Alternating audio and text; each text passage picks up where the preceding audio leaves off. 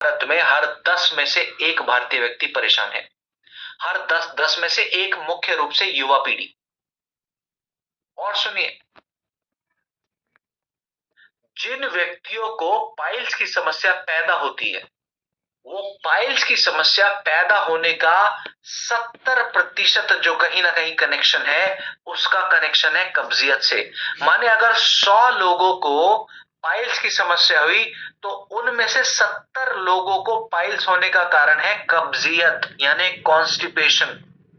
और आप सभी को बताना चाहता हूं, पाइल्स की समस्या और गंभीर रूप तब ले लेगी जब आप लंबे समय तक बैठे रहने वाला अभ्यास करते हैं। इसलिए पाइल्स वाले व्यक्ति को ये सलाह दी जाती है कि उनको हर थोड़े समय में उठकर घूम फिर लेना चाहिए।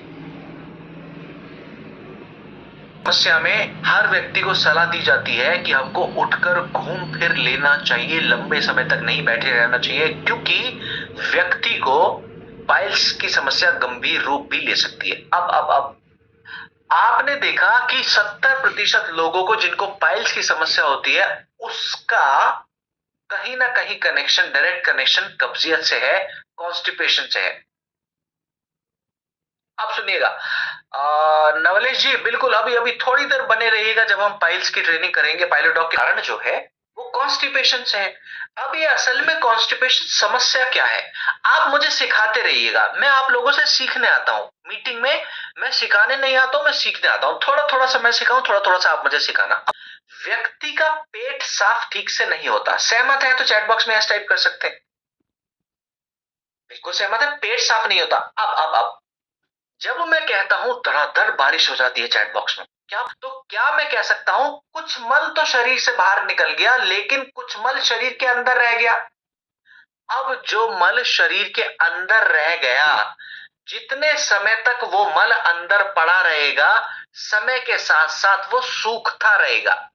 उस मल का मॉइस्चर कम होता चला जाएगा, वो मल रूखा सूखा ठोस हो जाएगा। कह सकते हैं जितने समय तक वो मल पड़ा रहेगा सूखेगा, क्योंकि उसका मॉइस्चर, पानी कम होने लग जाएगा। सहमत है, सहमति मिल रही है गुरुदेव, आपकी इजाजत में मुझे मिल रही है लगातार। अंदर की मांसपेशियां हैं वो नरम है या सख्त है? तो रखियो, ऐसा तो नहीं है, सबकी नरम है। अब सुनिए, इन नरम मांसपेशियों से जब भी आप प्रेशर लगाकर मल को त्यागने का प्रयास करेंगे तो होगा क्या, मल अंदर पड़ा पड़ा सूख रहा है, आप मल को त्यागने के लिए प्रेशर लगा रहे हैं। अब जब मल को त्याग रहे हैं, वो सूखा हुआ मल जब इन नरम मांसपेशियों को घिसकर आएगा तो जख्म बनेगा कि नहीं बनेगा, इन्फेक्शन बनेगा कि नहीं बनेगा। हाँ, ऐसी परिस्थिति में मल त्यागते वक्त दर्द उत्पन्न होगा कि नहीं होगा?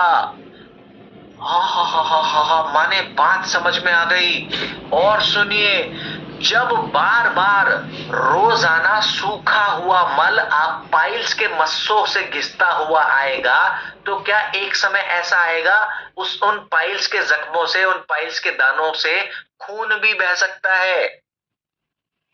जब रोजमर्रा के जीवन में सूखा हुआ मल उस पाइल्स के इन्फेक्शन को रोज घिसकर आएगा, एक समय के बाद खून भी बह सकता है।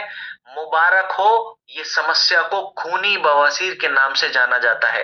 बहुत पीड़ाजनक परिस्थिति है, मल ठीक से नहीं त्याग पाते व्यक्ति। ये बात मैंने आपको क्यों समझाना चाहा, ताकि आपको हमारी कंपनी के प्रोडक्ट्स के पीछे की सोच, हमारे पाइल्स की समस्या से राहत पाने के लिए हमारे मल को नरम होना चाहिए।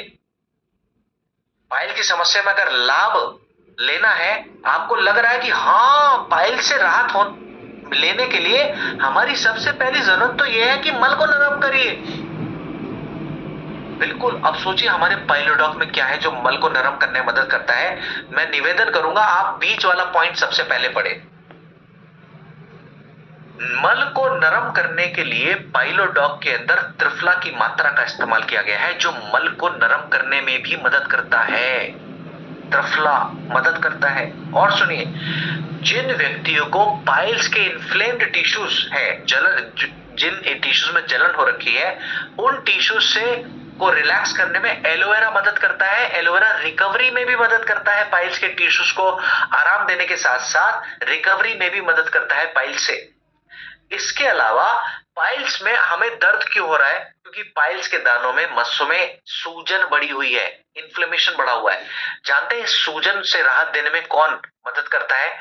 पाइलोडॉक में इस्तेमाल किए जाने वाले नीम की मात्रा, हरड़ की मात्रा, नाग केसर की मात्रा, दारू हल्दी की मात्रा, ये पाइल्स के जो मस्से हैं उनकी सूजन को कम करने में योगदान दे सकता है। यहां तक कि ये हर्ब्स पाइल्स में होने वाली ब्लीडिंग को भी राहत देने में मदद करता है। अब मैं कहता हूं इन जड़ी बूटियों के फायदे इसलिए नहीं मानने, साइंस कहता है बस इसलिए मान लीजिए। इन सभी जड़ी बूटियों के फायदों को साइंस ने प्रमाण दिया और